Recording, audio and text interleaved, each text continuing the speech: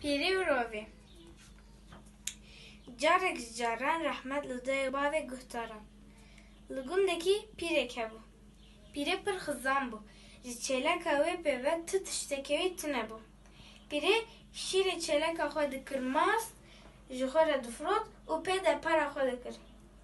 Ji ber ku wekî îro salıncok tune bûn, pîrê êvarê mastê xwe dikir tenûrê û serê sibeyê dibir difrot. Wekî her car pîrê serê sibeyekî radibe diçe ber tenûrê ku satila xwe derxe. Carek çi bibîne? Satila mast vavaye.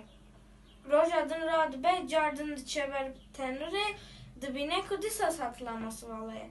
Rojek, du roj, sê roj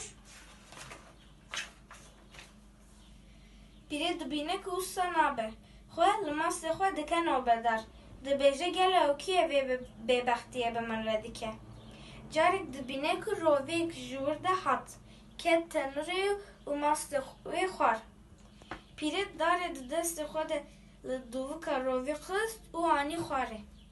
Rovî kire qareqar, reviya çû nav roviyan. Rovî lê dicivin û bi ev re dibêjin. Qito, qito, difqito.